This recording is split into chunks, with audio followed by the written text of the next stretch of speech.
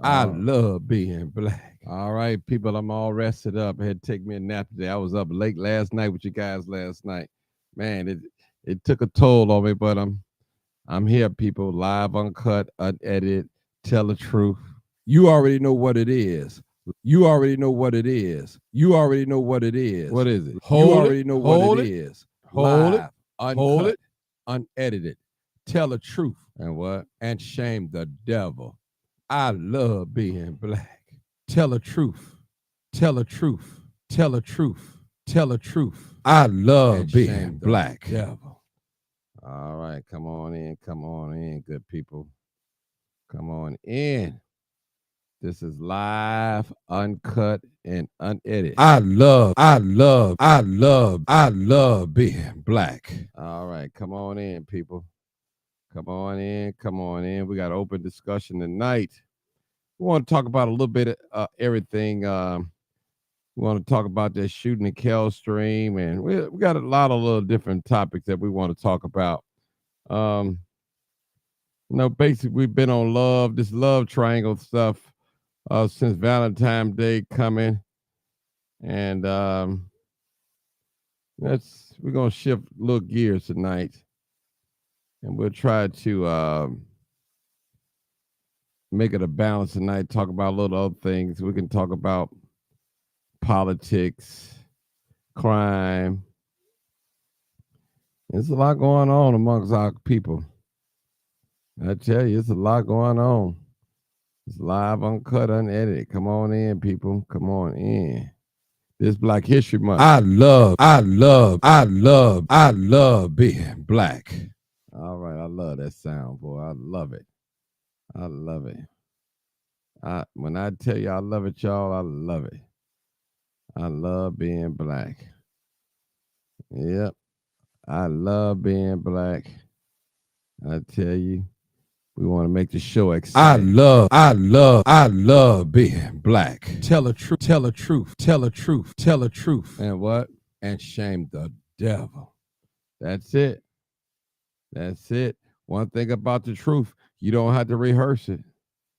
It speaks for itself. It needs no justification. All right. Come on in, come on in, come on in, come on in. I love being black. Been going on late. I love being black. Mm-hmm. Real talk. All right, let's get in this audience. No more shot spotter, really. Yeah, we could talk about that too. That's crazy, man. I don't like that, man, because some people don't call the police, man. Now most of us call the police, but some people don't call the police.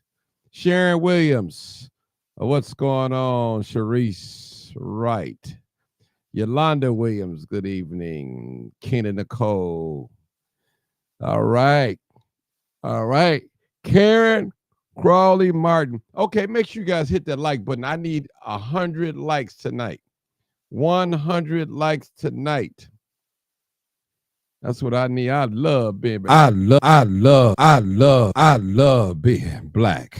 Gloria Jordan, Grand Night. Hello, brother Martin G. Johnson. Gloria Jordan. Hit that like button, Gloria. Yolanda Williams, hit that like button. All right. Sharice, hit that like button. Nathan, what's going on? Praying for Kansas City, those who shot in the parade, yeah. Deborah Singleton. I love being black. What's going on, man? We got to get together, man. We ain't kicked it since the summertime, so we got to get together, bro. Doretha Glass, what's going on? Tammy Tyler, what's up, Tammy? Hit that like button. Arthur, make sure you hit that like button. All right. D, that's right. No more shot spot. I really disliked it. Me too. I'm with you 100% on that, D. We got Sarge waiting on Sarge we ain't talking about the military tonight now. No military tonight, Sarge, before we get started. Sharon Williams. Sharon Williams. All right. Hit that like button. Hit that like button. Gloria, I'll see you again. Arthur Lewis. All right.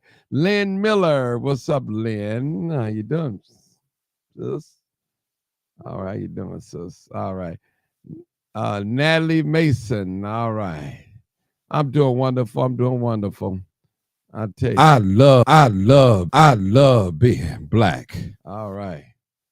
Does Brandon wants to take away the shot spot? Yeah, you know he does. William, what's up? All right. Open discussion tonight. Open discussion. Brandon Johnson care more about the migrants. Did he help helping? Man, it's the white folks that's pushing that agenda too. Latanya Gamlin, what's going on? Hit that like button. Tammy Tyler again. What's up, Kimberly Wilson? How you doing? How you doing? God bless you. God bless you. Natalie Mason again. A little soon. Okay, that's cool. Lisa Black, what's going on? Yolanda again. I love being black. Yes, sir. Don't get rid of the shot spot. I said the same thing in the red. Get rid of the red light camera. That's right. What they should be getting rid of, they don't get rid of. Kimberly Wilson, black is beautiful. Yeah. What we're going to do about these immigrants? All right. Mona Miki, greetings. Greetings. Greetings. All right, y'all. This is live. I need 100 likes. Come on now. 100 likes. Hit that like button. YouTube. Hit that like button. I need 100 likes tonight. I tell you, hit. All right. All right. Hold on. We coming, people. 29 likes so far. 18 shares. I got 59 people on here. I should have 59 likes. All right. Let me hit it myself. Okay. That's 31. All right. You tag somebody. Matter of fact, what I need you guys to do is tag your state, whatever you in. Do that for me. At least you can do that. Some of y'all scared to share this black talk. Y'all want your white friends to see you. You don't want to let them know, hey, you following that Martin G. Johnson. Yeah, you know, you treat me like a prostitute. You don't praise me behind closed doors, but publicly, you talking against me. That's how you treat a prostitute. You love on her behind closed doors, but when you see in public, you ignore her. Don't look at her. Don't acknowledge her or him, because you got male prostitutes too as well. All right. Come on in. This is live, uncut, unedited. This is live, uncut, unedited. I'm telling you. All righty. Come on in. Come on in. The call line's open. Call in number 872-299. Hit that like button. 0808 or 872-297-6389. All right, y'all. I got Sarge, the couch man, on here. Y'all waiting to talk. We got to hit that like button now. We got to hit that like button. I got to hit the like button. Sarge been going ham on his live the last couple of days. Telling you, he been going ham. Hit that like button. Live, uncut, unedited. Hit it. Hit that like button. Got 59 people on this live right now. On one page, I need all 59 people to hit that like button. That's what I need. Hit that like button. If this was a crime, it wouldn't be no problem. I wouldn't even have to tell you hit like or share. It wouldn't be a problem. That shows you how our psyche is so messed up. I tell you, I think I'll see Sharice on this live too. All right. And the callers. All right. In the chat. Where can you go on YouTube or Facebook and have a panel like I have and speak openly, live, uncut, unedited? Nowhere. I don't know y'all from a can of paint. Y'all don't know me. Where can you go? Go to another activist page and see if he shares something that you got on your page. It ain't gonna happen. It ain't gonna happen unless it's super high profile. It's not gonna happen. Sure is. I tell you, listen, it's a bunch of selfishness. We talk unity, but we practice selfishness. Me, myself, and I. We talk God, but we walk like the devil and talk like the devil. We talk God, but we do the very opposite. The very opposite. We say we love, but we display hate all the time. That's what we do. And I'm not talking just about black people. I'm talking about all people. Black folks ain't the only one out here committing sin and crime. We're not the only ones out here. Our sins just glorified and displayed amongst the world. That's all what it is. White folks shoot, kill, smoke dope, lie, cheat, rob, do it all. Prostitute, poison. Oh, yeah. Poison water, poison food. White folks tell you where you can't go, tell you what your house is worth, tell you what the value of money is.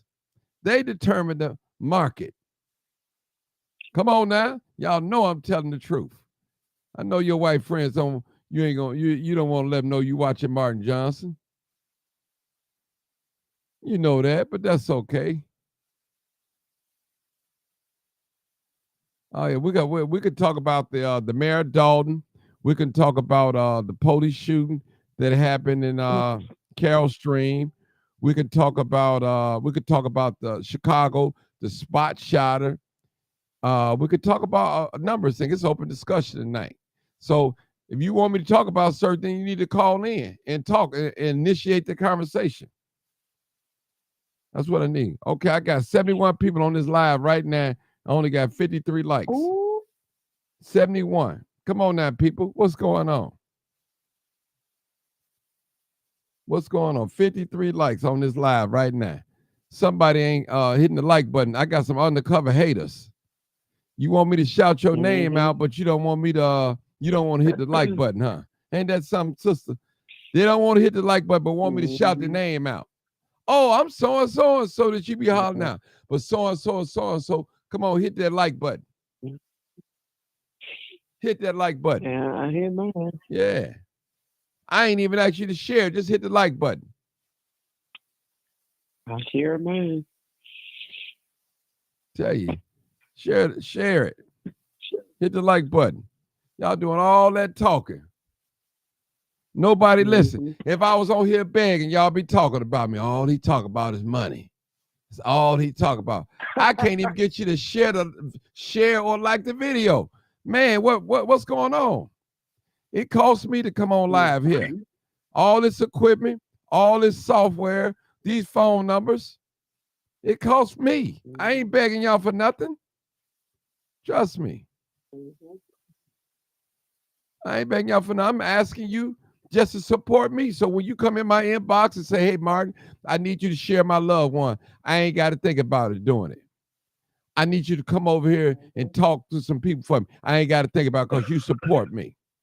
I need you to share my GoFundMe account. I don't have to think about it because I see you share the videos and you like it.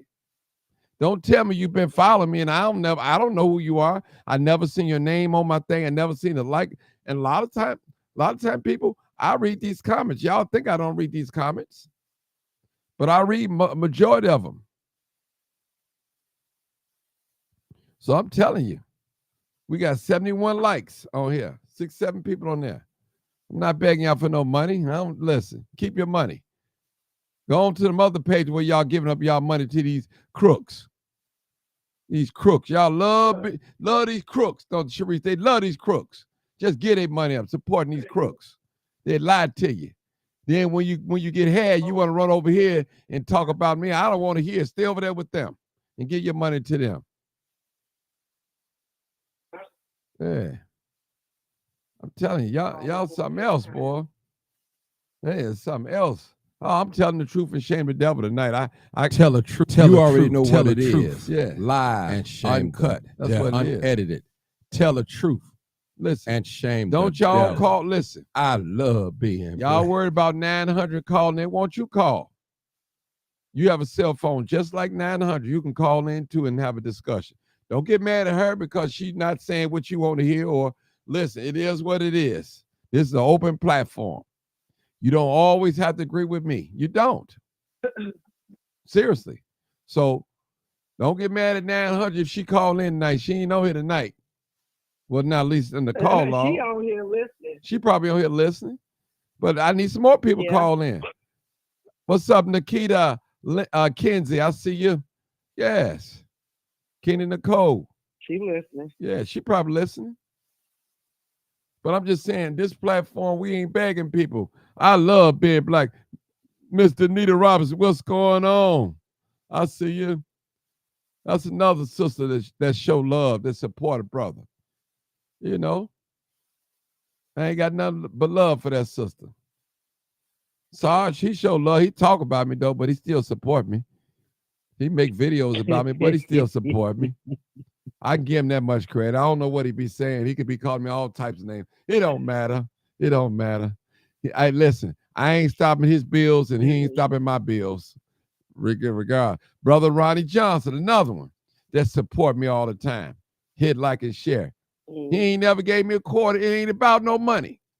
He take a phone call. He call and check on me. Martin, you good? You make sure you're straight. Get you some rest. I mean, come on. Sometimes the encourager need to be encouraged sometime.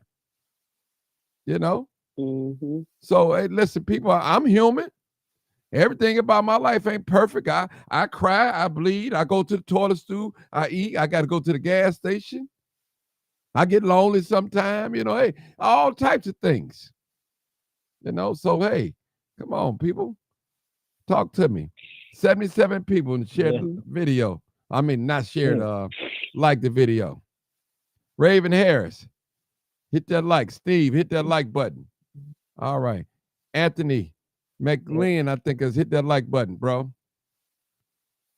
Is that Chico Davis? Hit that like button. Because I can see who hit the like button. All I got to is go in there and hit the like, and it'll show me who hit it. Michelle Scott, what's going on? And let me just say something, people. And y'all know I don't be on here begging. I broke my phone. I need y'all to help me buy one. I keep my problem to myself. Now, a lot of you guys have given me money. You have cash at me. And man, I have some of you guys, I have acknowledged you in public for doing that.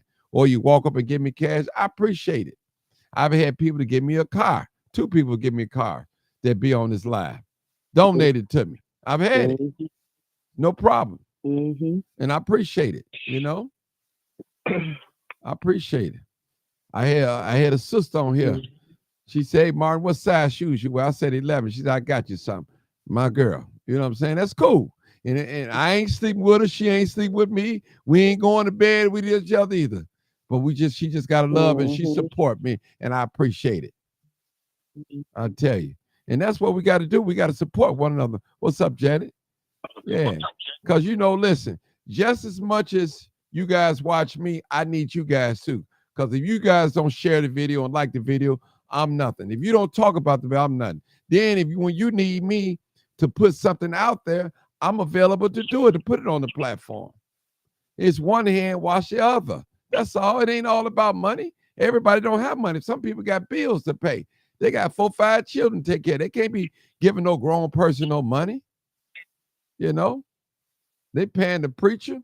They paying their bills. They on a gambling boat. They buying drinks and everything else.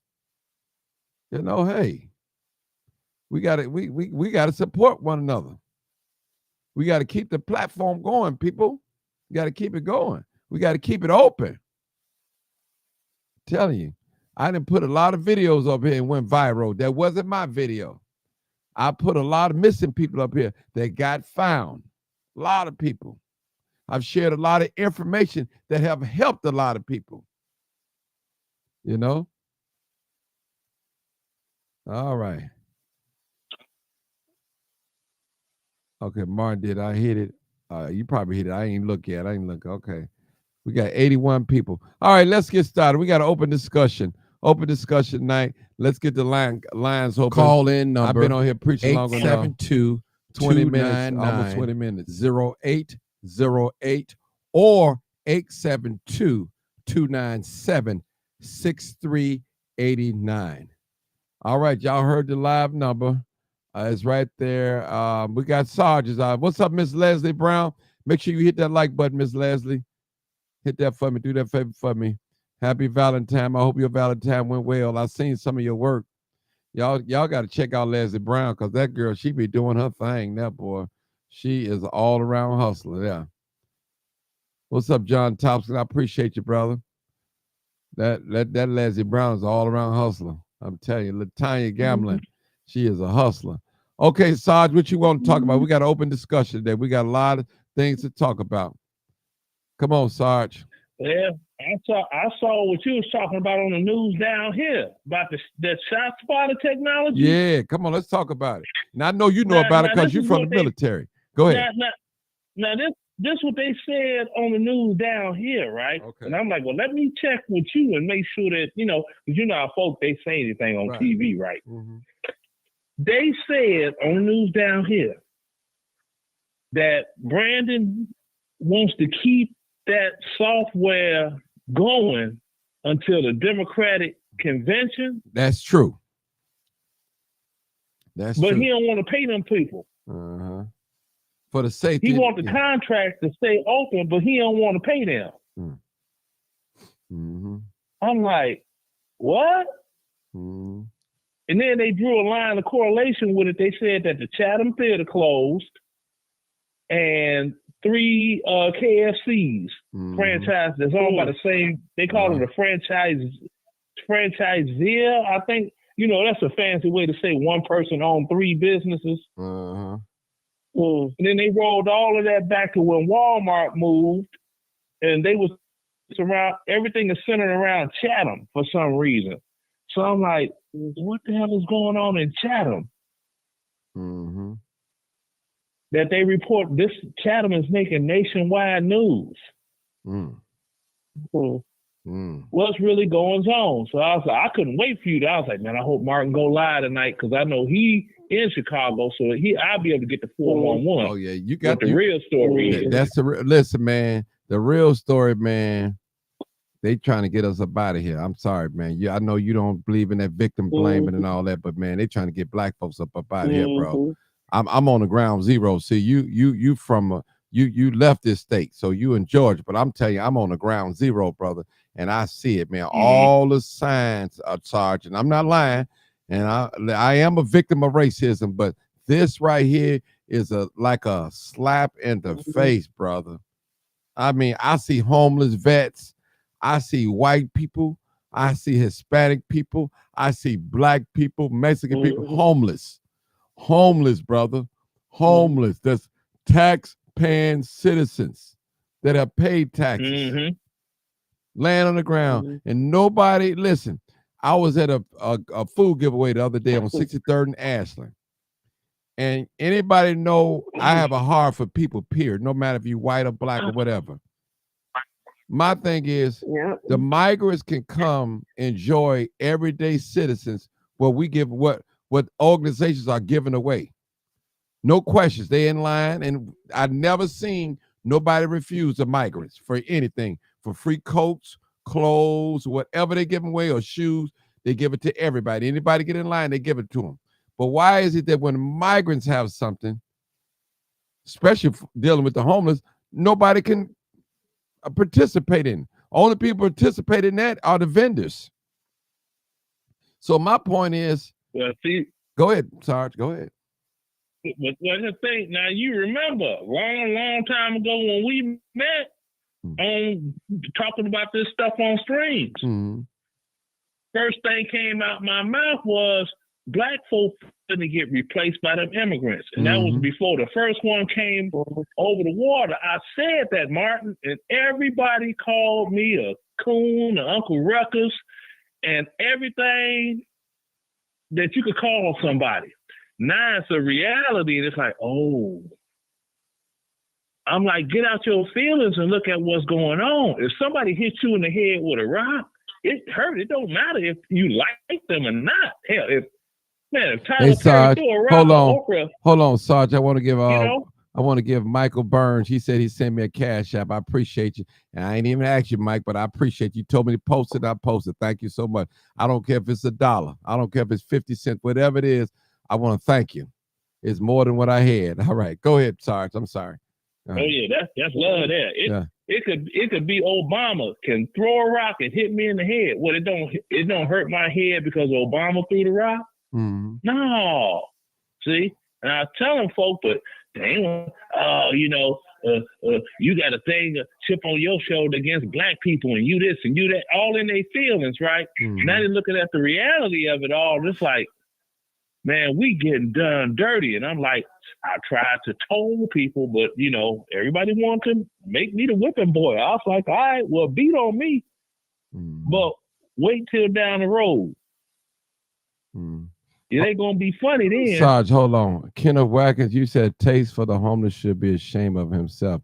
Why you say that? I mean, Mike doing good work in the community, so I don't think he should be ashamed of anything that he's doing. You know, as a personal friend of mine, I don't see anything he's doing wrong feeding homeless people. I don't see anything wrong with that. He's not begging nobody. He ain't robbing or mistreating nobody or anything. So I don't see what's wrong with that. I mean, if anybody get in line, one thing I can say about Mike Earhart was the first person that was feeding the migrants for free. He never got paid. A lot of these vendors out here that's feeding the migrants, they are getting paid. If anybody deserves to get paid, Mike he deserve to get paid. So as far as you get on here and say he should be ashamed of himself, no, I say no. I know that. See, y'all on the outside looking in. I'm in the inside, so I know what's going on, especially with Mike. Yeah. So yeah, Mark, tell me about when they stole all his clothes and shoes that he donated to them folks. Yeah, tell them about that. Yeah, they stole all. Mike donated brand new clothes, Levi's and shoes for the migrants. Yeah. The people that he was working with out there in the suburbs somewhere, they stole it all. And they got paid. Mm-hmm. He didn't get a dime.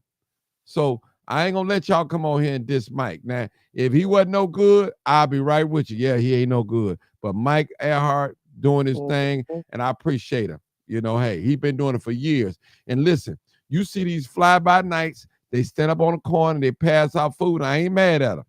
Just for some likes and clout.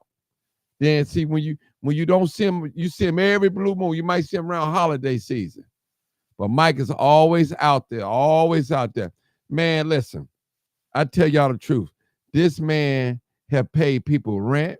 He have took people, families, food. And one thing I can say about Mike, he don't kiss and tell. If Michael help you, he gonna help you in secrecy and privacy. And I consider myself a friend of him and his wife. And they never told me any names and who they fed. They never told me. They always keep that to themselves. He said, Mark, we help a lot of people. You wouldn't believe who we help. That we had to take groceries over the house. And they never mentioned the name. So I give that brother respect. Because, you know, some folk, they can't go, hey, Sister Cerise, they can't wait to go back and tell them, I did this for you, Martin. I did this for you. I did this. You know? They can't wait to go tell they them. throw it back up in your Oh face? my God, throw it back in your face. Y'all can keep it. See, I'm the type of Negro, I give your money back. You know what I'm saying? What you do, because you ain't gonna do me like that. You know, that's the type of Negro I am. I'm sorry. Listen. I love people and all that, but you ain't gonna just do me any kind of way. You know, like I'm some charity case anyway. And I tell people all the time, listen, when I do something for you, I'm doing it from the heart. But when I sell you something, I'm looking for a profit.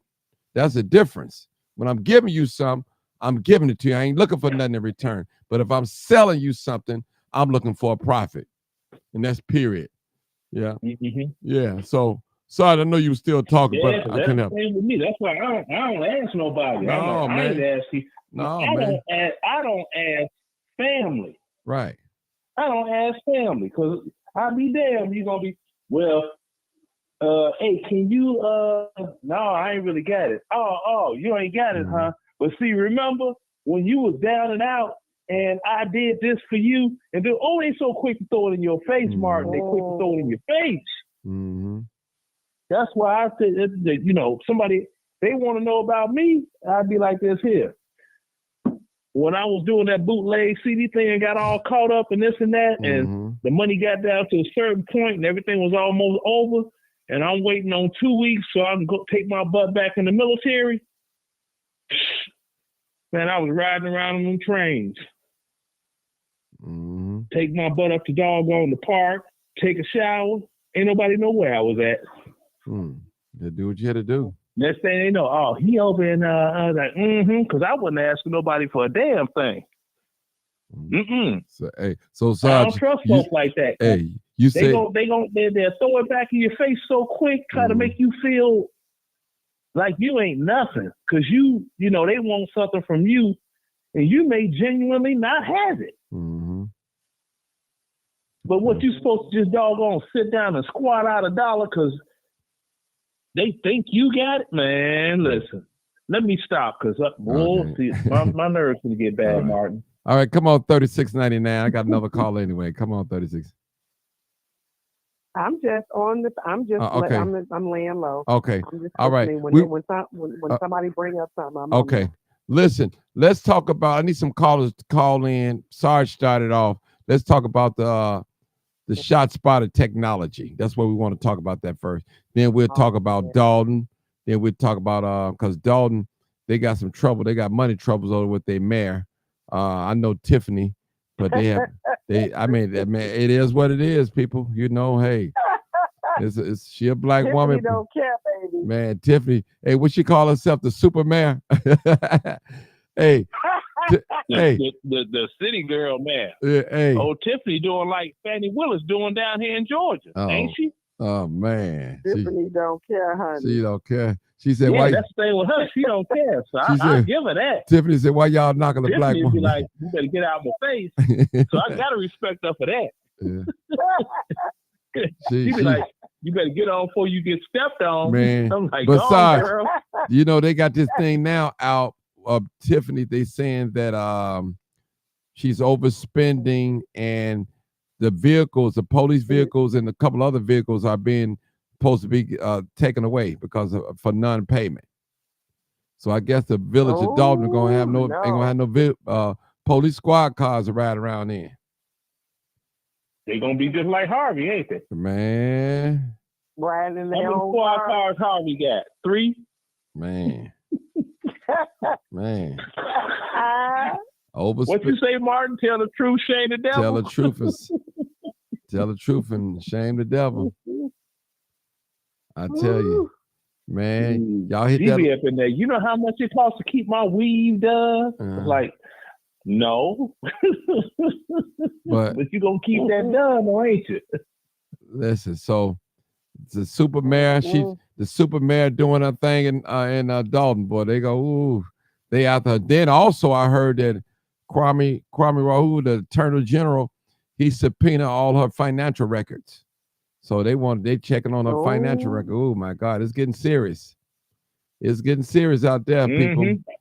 Super Mayor, they coming after you. They coming after you, Super Mayor. I hope you got your house in order because they coming after you. They coming after you. Yeah, and man, the YouTube. His name Raul. Yeah. I'm like, now Kwame sound black, but Raul, I'm like, what kind of name is that for a nigga? Yeah, but they subpoena her financial records and stuff. You know, I guess Dalton, she's spending money. This is what they saying. Allegedly, she's spending all the money up. That's what I'm gonna say. I don't know. I don't live in Dalton, and I really don't keep up with everything that's going on in Dalton. I used to go out there film in the village, but it just got too crazy. I just pulled back. I said, I'm gonna let them have it. Ain't no need me going harder for Dalton, and I don't even live in Dalton. So. Did you hear about her $1 million giveaway she did on Facebook? Yeah, she posted it. Yeah. What was all that about? I didn't really watch it. She posted. That was $1 million giveaway to some lucky resident, but the money that she was giving away was the money that was already earmarked for like senior citizens and special needs. It was taxpayer money she was giving away. It wasn't her money. Oh, okay. She's smart, ain't she? She was on there for a good 45 minutes. And then they gonna split it with they have to get something back. Tiffany hustling. Oh yeah, but Tiffany gonna go to jail if she ain't careful. She got because listen, you playing with them white folks' money at the end of the day. They've been on her for months. Yeah. Listen, you know, at the end of the day, them white folks, man, they gonna get you. They'll find one if they got the live frame on you and everything. Yep. So they said the whole fleet of Dalton is behind on car payments. And yet the repo man is coming for them cars, then. Man. And they do repo police cars. Don't think they don't. Yeah. We got a new caller, y'all. Maybe you owe us money, don't matter about no vehicle. Maybe somebody can tell us about Dalton. What's going on in Dalton? All right, 7989. Caller, you're live, uncut, unedited. What's going on? Open discussion tonight. Hey, what's up, brothers? All I just want to say this is Marcus. What's up, man? She remind me of Go ahead. Hey, she remind me of Carrie Austin. Carrie Austin, Rod Roseland of everything, and then played the victim role. Wow. So that's who she reminds me of. So Carrie Austin, she's a former alderman, right? She's a former alderman, right? Yeah, out in Rose. Okay, in Rose. Yes, okay. sir. Out there in Rose. Mm-hmm. Wow. And so why do you think that brother was gonna say she remind him of his Jeep? Stop. He didn't say that. She reminded me. He didn't say that. Man, you can leave that alcohol alone, sir. Oh, that shit was funny. Oops, I didn't mean the S word. That was funny. You know that was funny. No, don't be so touchy. She remind me of my Jeep. Bro. Hey, she paying them people off out there. Hey, Mrs. She paying them people off. I got family out there. Hey, listen. They said somebody said that a police officer gonna be on bike patrol now. On some bikes. And in their own personal cars. Yeah. In their own personal. That's how they is out there in Harvey. That's how Mayor Kellogg, he robbed Harvey. Mayor Kellogg robbed Harvey. Did that guy ever go to jail? But he never went to jail that I know of. Mayor Kellogg. He ain't never go to jail, but I know you're talking about. He was selling drugs out there. Now I know people that personally dealt with him. Wow. That personally dealt with him, and he was supplying the young people with drugs out there. Wow. So it ain't no joke, man. Ooh wee. Wow. Wow. Wow. Wow. Yeah, they might as well get them magnetic stickers to go on the side of the car. Like that old company, A&R Security back in the day.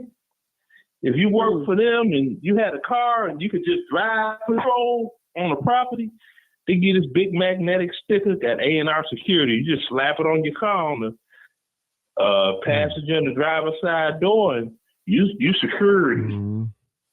Well, did y'all guys know that Tiffany used to be married to Early Walker? Who, Tiffany? No, she ain't never been married to him. Yeah. He got a baby by her. They got a kid together. Yeah, but they ain't never been married. Right. I work with Early, so I know. I do the Jerk 48 for him and all that. Right. So she ain't never been married to him. She's saying that all this is politically motivated by Tia Ewing, which is his wife now. No. I'm gonna be honest with you. For the first time, I think it was about 2 weeks ago, that I heard Tia report something on Dalton, and it wasn't even about Tiffany either. So on Fox, so that's not true. That's not true. I understand what she said there, but that's not true. Yeah, I know she said that. I heard her saying that, but that's not true. That's not true. Mm-mm. We all know she got the Carrie Austin hot fingers. She's taking. She's stealing. Well, I'm not going to. Carrie stole from Rose. Publicly, I'm not going to accuse her for stealing, because I don't know what's in their budget, but I've heard people say that she's stealing. I'll say that. But I'm not going to say she's stealing, because I'm not taking up for or trying to cover up for her, neither one, because ain't nothing in it for me. I don't have nothing to do with Dalton. Nothing. I drive through Dalton. Period. Mm-hmm. Yeah. All right. So that, man, Tiffany, man, they after her though. They definitely after her. Yeah. She it's gonna come to her, but now with the woman, the wife, rumor has it that her and one of her security dudes is getting it in, right? Yeah, that's a rumor out there too, saying that. That's a rumor. He ain't lying. I don't know if it's true or false, because I don't know nothing about them people in Dalton like that. I know a few people in Dalton that I talk to. Yeah, that's what they saying. Now that's the rumor. And him and his wife closed on a new house, a bigger house, about 4 months ago. That's the rumor. So I'm like, maybe she doing like that woman down here in Georgia. Let that man build that bank up and then hit him with them divorce papers with proof. You was out there, had your hand in somebody else's cookie jar, and I got proof. See, that one Nathan Wade down here, oh, that woman getting half of everything. Well, he in trouble. I tell you one thing, if any black politician listen to me right now, you can't do what the white folks do. You ain't gonna get away with it. You can't do what the white folks do. Because the white folks, they've been doing it for a long time, getting paid on the table and all that stuff, and nothing happened. But as soon as the black person start doing it, you know what's gonna happen. You've been indicted. You know, you indicted. You know. Yeah. Yeah, be trying to tell them stick with what you know. Yeah. I tell you. Stick with what you know. Yeah, but getting back on Dalton. Like I said, with that shot spotter technology, that's one of the worst things that Brandon Johnson can do to Chicago. I agree. I will agree on that. Because, like I said, everybody, they hear gunshots.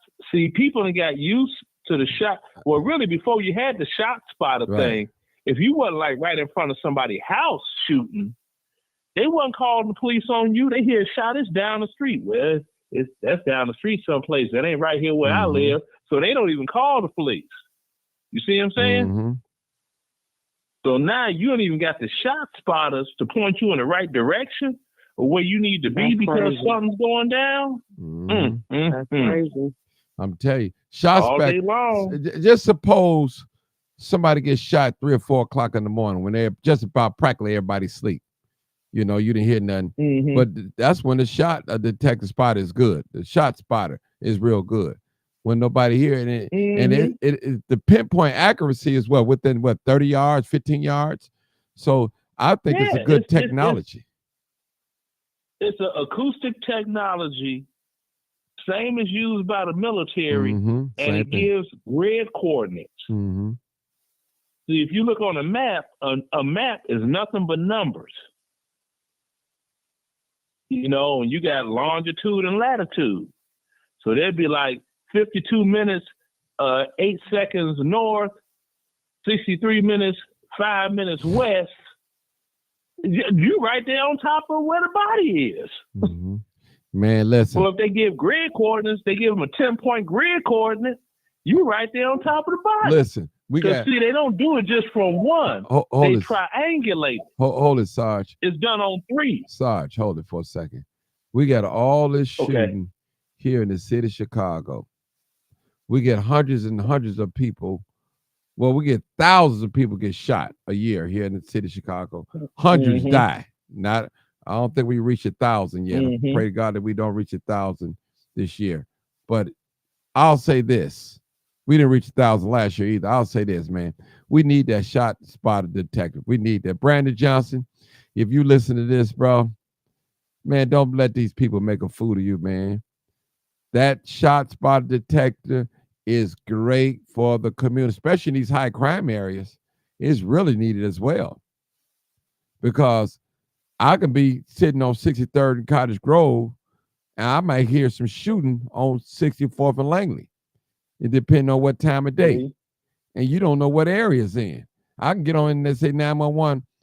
I hear gunshots outside. Well, where you live at, sir? I live on 63rd and Cottage Grove. Okay, that's all I can tell them.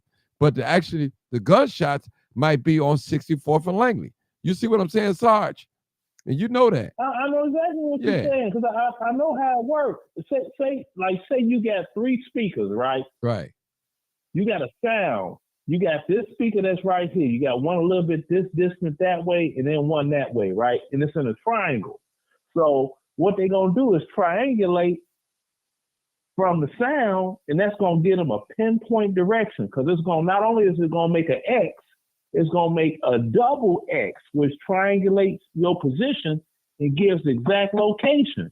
See, in Brandon, I'm sitting here like, dude, what you trying to bring Chicago back to 50 years ago? Because if anybody listening to me, if they look up Chicago, 50 years ago, 1974, they had 970 murders for the year. Mm-hmm. It ain't never been that high again. So I'm like, Brandon, and they wasn't doing it back then in the 70s. But it have like they Sarge. doing it now. But it got high like that one time, maybe twice in the 80s and once in the 90s. It have. You can go back and look at the numbers. 900. No, it's been in the 1,000. Yes, it have. It's been in the 1,000. Yes. No, that's with the shootings. I'm talking about the murders. No, I'm talking about the murders. Body. I'm talking about the body count, homicides. You can Google it while you talking to me on the phone. Google. I did it before, and the highest body count that I have seen was in 1974. No, they was the highest, but we had over 1,000 people killed in the 80s and in the 90s. Homicide. Now, if you I'm gonna say homicide. If you take the whole county, Cook County, right? Yeah, but I'm only talking about the city of Chicago. Hmm. Well, only the city. The whole city of Chicago is not Cook County too. It's Cook County too. I understand. No, Cook County bigger, but I know it's bigger. Well, either way, they don't need he don't need to have that software canceled. They need that. So, but he wanted here for the Democratic National Convention protect the white folks when they come here, huh? He wanted here extend to there. He wanted here.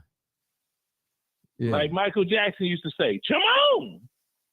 Yeah. All right. I need some callers, people. Y'all tired of Sarge? I need some more callers. Call in number 872-299-0808 or 872-297-6389. All right, we need some callers. We got an open discussion night. So far, we've been talking about the mayor of Dalton, Tiffany, the cars, Supermayor, right? Supermayor. That's what she called herself, Supermayor, right? Supermayor. Yeah, the city girl man. Yeah, they said Superman. I think she called herself Superman. She did $1 million giveaway.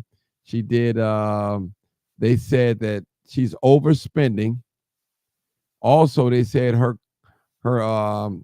vehicle is going to be repossessed, police vehicles, for non-payment. Man, that's terrible. That is terrible. That is terrible. So the folks need to be calling. Your phone line need to be backed up right now. Yeah. Also, the Attorney General is subpoenaing her records. She's supposed to turn over all the financial records for Dalton. So they want to take a look at the spending in Dalton. So it's going to be a lot going on brewing in the next couple of weeks.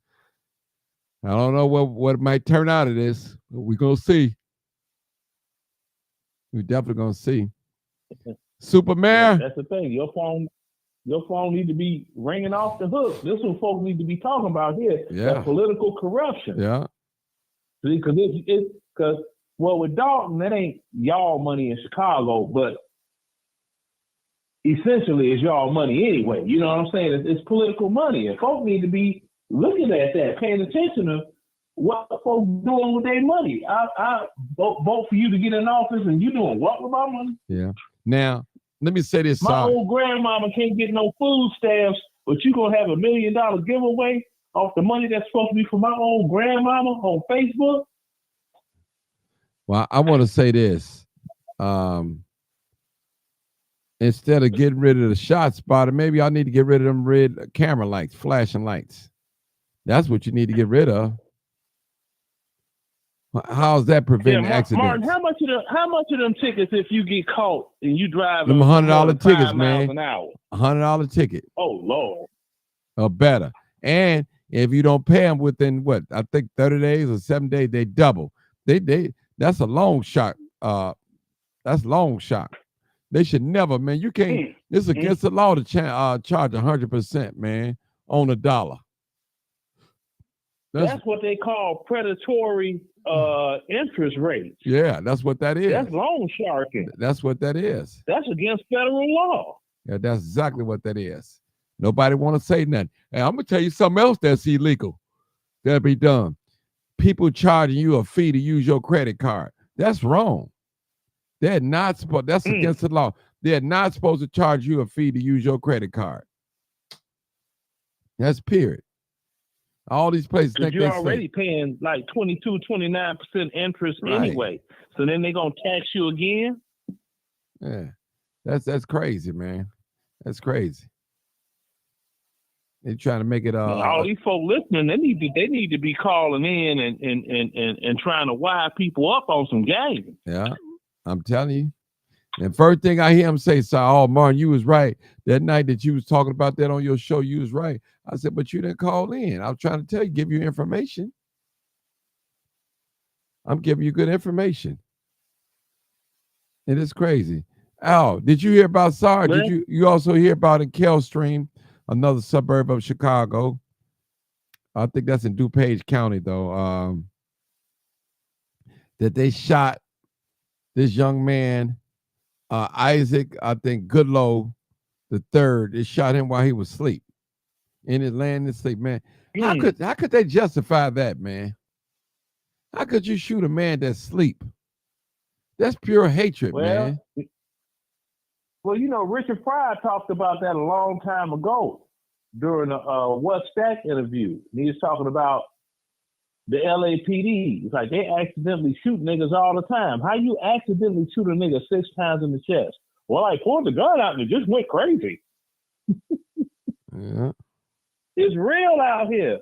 Now, people can say what they want about me, but I'm about reality. I know what's real. That shit is real out here. Mm-hmm. Too. So, man, that they shot that man. They're supposed to have protests. I think I'm gonna go down there on the 20th. There's a city meeting or something. I'm gonna go down there. I haven't really been following it, but I've heard about it, man. We're gonna continue to. We're just gonna continue to be like this, man. White people gonna shoot black people, and black people gonna make excuse for a black person to get shot. What did he do? What could a man do when he sleep? That's when you listen. Let me tell y'all some real. Some of y'all don't know this, but I'm gonna say it. When you sleep, when you land down sleep, you don't even know you sleep. You just that out of it. That is your most vulnerable moment when you're asleep. That's your most vulnerable moment when you're asleep. How could you shoot? The newspaper said that man was asleep. They put in there, sleep. That's some hatred type of stuff, man. Shooting a man while he's asleep. And see, and this ain't even come. Go ahead. Yeah, but they could tell when they examine the body, right? Right. If you are in that relaxed of a state, which means you are completely asleep, right? Mm-hmm. You're not going to have a lot of tissue damage with bullets entering your body because you're not flexing. You see what I'm saying? Right. Now, if somebody was just running down the street and you start shooting them, okay, their adrenaline was up, their adrenaline's up, their muscles are putting out more input, this and that. You're getting tears in the body and all this other stuff. You know what I'm saying? Mm-hmm. But if somebody is completely relaxed in a sleep state like that, you're not going to get that damage. That's the reason they know this person was asleep, because the damage does not doggone equal the same damage that you would get from someone that was woke. The damage is so close to if they put a bullet in a cadaver. You see what I'm saying? Mm-hmm. That's them forensic scientists. Them folk ain't, man, I'm like, yeah. Folk be thinking, well, you know, don't be trying to be slick. Them forensic scientists will find out everything. Mm-hmm. They can, man, them forensic scientists can measure air. That's what they do. You suffocate in the closet, they can go in there and measure, okay, how many feet by how many feet by how tall is this closet? Okay, and this is a human of what age, and they breathe this many particles of air within, and they can measure air. Come on now. Mm-hmm. I could never do that. I could. Let me say something. I could barely do math, Martin. Let me say something to the Cal Stream Police Department. Shame on you guys. How could you shoot a man while he's laying down sleep? Straight racist. And you know as a white man, ain't no Negroes out there cops. And if they got a Negro cop, maybe one. And he probably part-time. So shame on you, Kellstream Police Department, shooting, killing a black man. Period. And see, now, have you noticed when they shoot a black man, they always dig up his social media page, his background, so they demonize him. You know, but in this case, you haven't really heard nothing bad about this guy. I haven't heard nothing bad about this guy. Well, that's what's gonna be done. The first thing they're gonna look for, they're gonna look at his Twitter page, right? Mm-hmm. Or whatever it is he got. He, she, whatever. First thing they're gonna look for, do they got any weapons they flashing? Are they biting their bottom lip with the top of their teeth? And do they got a bunch of money in front of them like they're a G? And that's what's gonna be shown on TV. Mm-hmm. So I'll be tough. Y'all think this is cute? Yeah, you know, I got the money phone and all that. You think all that is cute? No, that's what the system. That's the image that the system wants you to portray. And if you are dumb enough to do it, knowing damn well you ain't got that kind of money, you know what I'm saying? So you stay on doggone Ingleside. You know you ain't rich. Well, my friend D said it took a week to get the video of the body cam, and they were all edited. You know that? You know, of course they're gonna edit that. Mm-hmm. But listen. Exactly. D, regardless of what we see, even if we didn't have no video, we know the fact that he was laying down asleep. They shot and killed him. That tells it all right there. How could you justify it? You can't say he flinched in his sleep. You can't say you thought he had a gun. You can't say that. You came in the door, want to shoot and kill. You saw a black person. I bet his back was turned. Man, ain't no telling. I would like to know where they shot him at too. Yeah. You know, they probably did him like Fred Hampton. And that's something that people don't talk about, Fred Hampton. Yeah. See? You look at the pictures, you see what was going on. The man was drugged. The man was laying down on his stomach. No weapons nowhere. Then hit that man, then pop that man in the head. Mm-hmm. See? Black people, if we allow Kellstream Police Department to get away with this, we need our butt kicked, including me too. We can't listen, there's one thing about being a police, another thing being a police and abusing your power. One thing, anybody know me, I support the police when they right. But when they wrong, I'm totally against them. Trust me.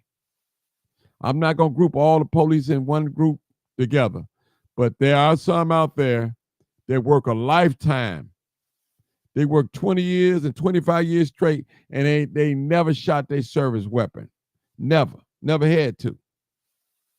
I ain't say they didn't pull it out, but never had to shoot that service. Some of these white cops out here, you are so racist, you are so hateful, you're mean-spirited, you don't like black people, and any opportunity that you think you can use to kill a black person, you believe that you can get away with it, you're going to do it. That's how low down your mentality is. Then you're going to go to church on Sunday praying to Jesus or singing Hail Mary, blessings or whatever y'all be saying, as you done took an innocent man's life. With no weapons, laying down, sleep, people. That's terrible. I just can't imagine, man, somebody seeing police just come in shooting, man. Just coming. That's low down and dirty, man. You listen, people, you are at your most vulnerable state when you are asleep. You don't even know when you sleep, when you really sleep, you don't know you're sleeping. Only way you know when you were sleeping until you wake up. And that's real talk. That's real talk. Yeah, shit, Martin, I tell you, it's stuff that just don't get in the news. It don't get in the news. Do you remember this young woman named LaTanya Haggerty? Yeah, I remember that. Yeah. You remember that? You remember you had the person, that doggone Chicago police officer, Serena Daniels? Serena, let me see if it rings. That actually fired the shot. Okay. Mm-hmm. Now, I know you said we ain't bringing up nothing about the military, but that woman and I was in the same Army Reserve unit. They never put that in the news. They never said anything. And when that career ended, the word we got was she went back active duty military and finished her career in the military because she was a military police. Yeah. So kill a black person, kill a Niger, and you can go there and hire you back. We got another caller. Hey, caller, 6557. You're live, uncut, unedited. I know that number too. Hey, caller. Hey, Martin. Hey, panel. Hey, how you doing, Keenan Nicole? Hey. I'm good. I'm good. Good to hear that everybody is still in the land of the living.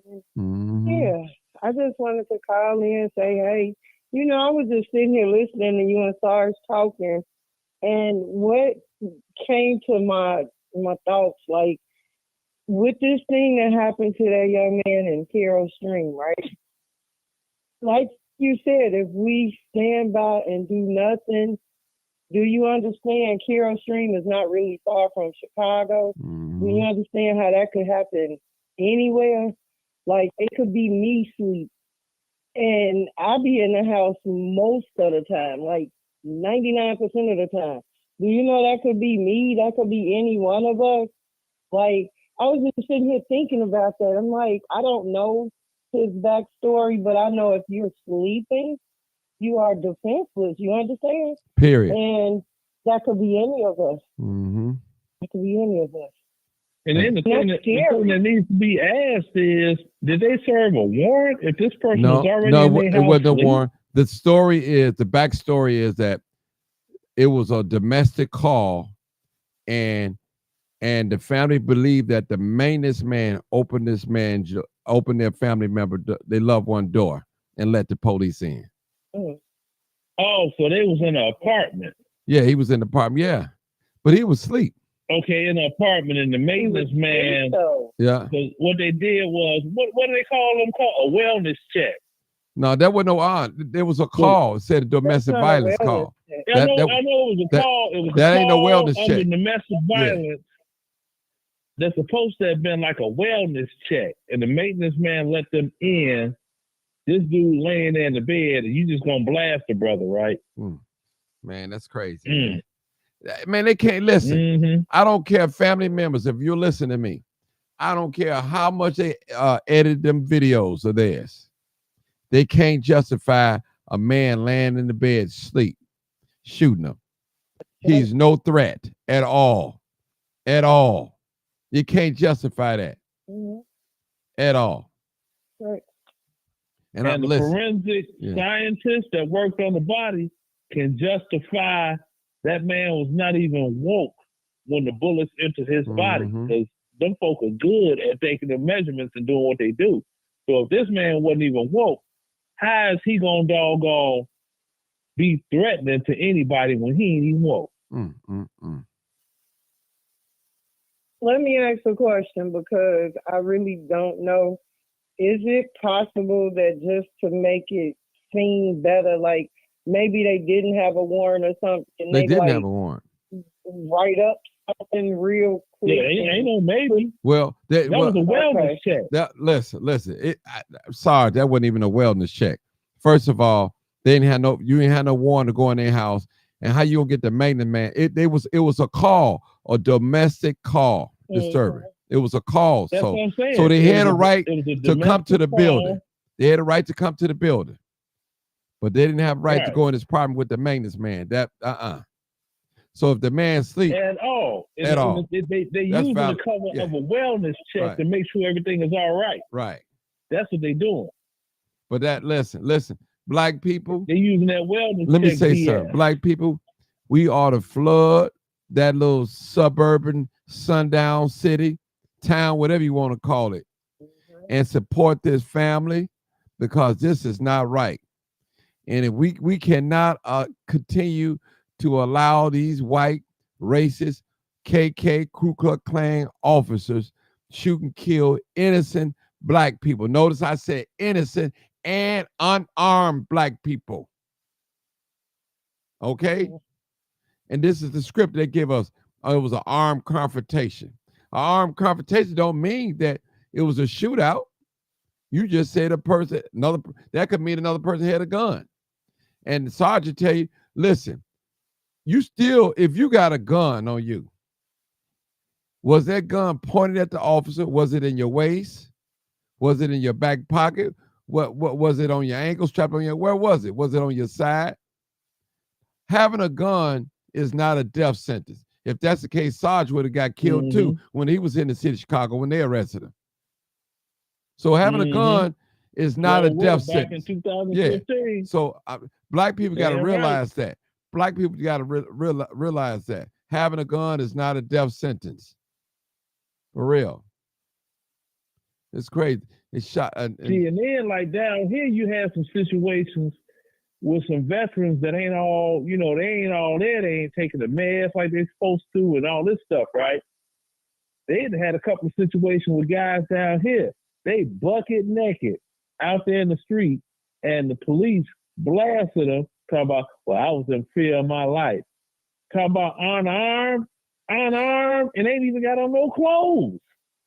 And they doggone justifiable. Yeah. Well, you know what that you got a butt naked man, butt naked. Well, look at his size. He's so big. Oh, okay. And that's their I don't know the word for it, Martin, but that's their alibi. There it is. That's the word, alibi. But that's what alibi. They use. Well, look at how big he is. Listen, if you're a police, hold on, but he bucket naked. Sarge, hold on. If you want to kill a police, if a police want to kill somebody, it's two things that they normally always scream: I fear for my life, or I thought he had a gun or weapon. Those are the two. Those are the two loopholes that they get out of murdering black men and black women. That's how they get out of it. All the time. I fear for my life, or I thought he or she had a gun. And it's got to stop. Yep, all the then time. Now the police running around here with the body camera talking about they can't do their job. No, you can't do your job because you can't mistreat people. And they roll back that camera.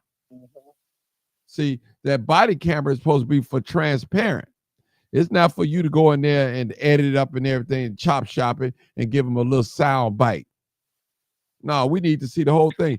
They showed the family the footage, edited footage, but they have not released it to the public yet because they know it's bogus. And one thing I noticed about when a police officer shoot and kill an unarmed black man, they always tell us, wait, let's see that investigation play out. Wait. That's what they did. That's some of their famous lines.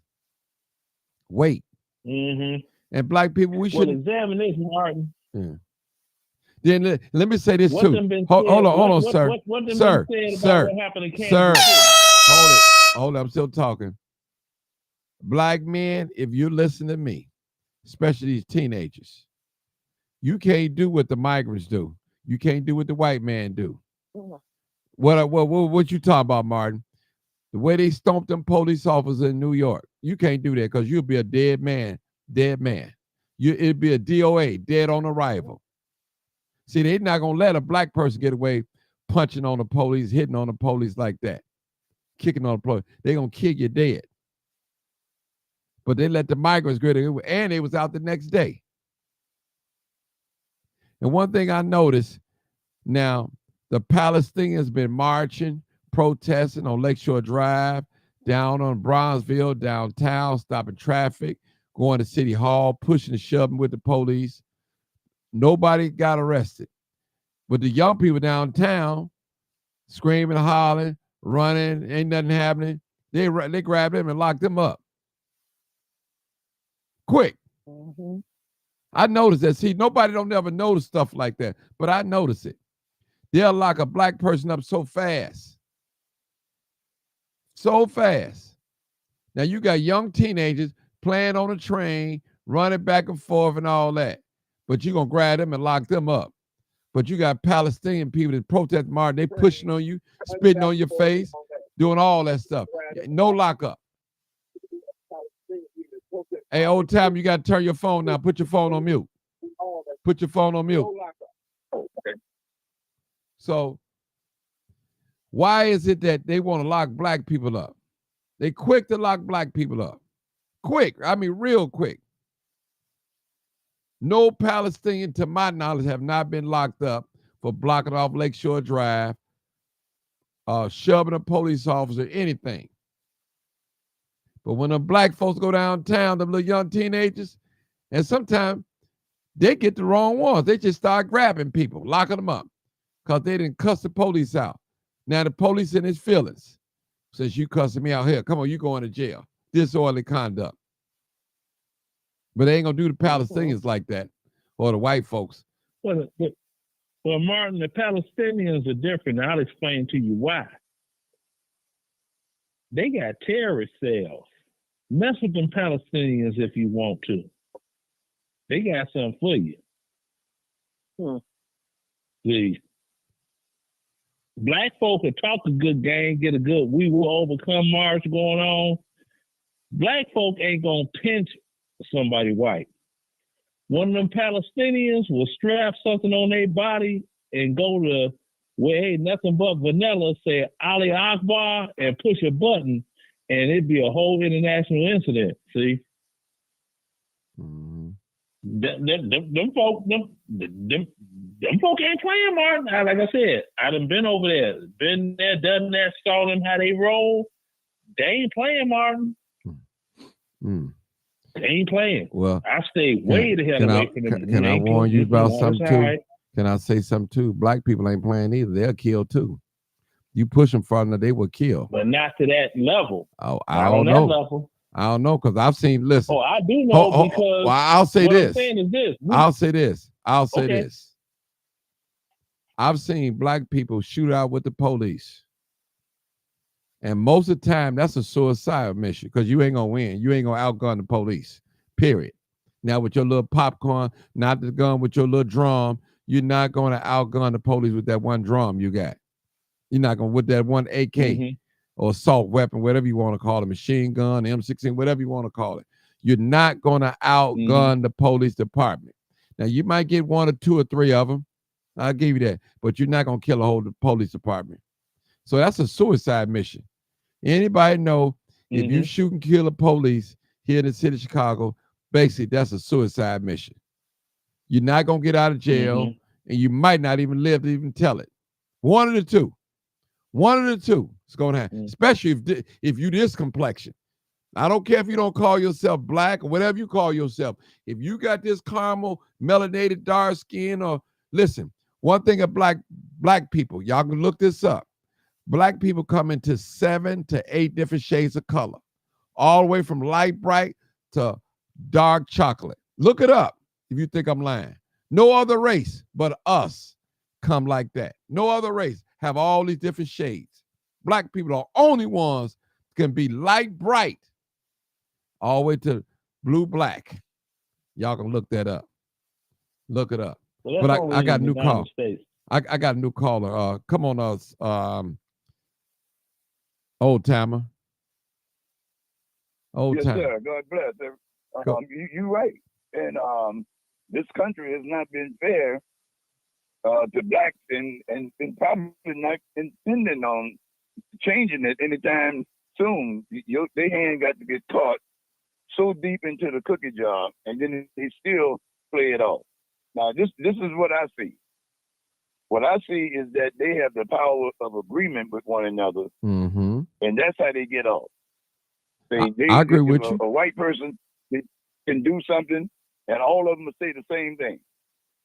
Somebody black do something, and we all got a different story, and say, well, right is right. You shouldn't have been hanging around it. Yeah, right is right. You shouldn't have been over there, and different things. And so nobody don't want to see why we have any fair chance at all when it comes to reparations. All of us sing like canaries, different songs. They say, well, what they gonna do with reparation? They ain't gonna do nothing but give it to their dope-head children and stuff. But you see all the white people getting first-time home buyers, $20,000 off their first home. different things. All of it is some type of code that they do for one another. But we, for some reason, we all got a song. It's like that little thing. They say, tell 10 people something and push it down the line. And when you get to the end of the story, they say, now what did he say?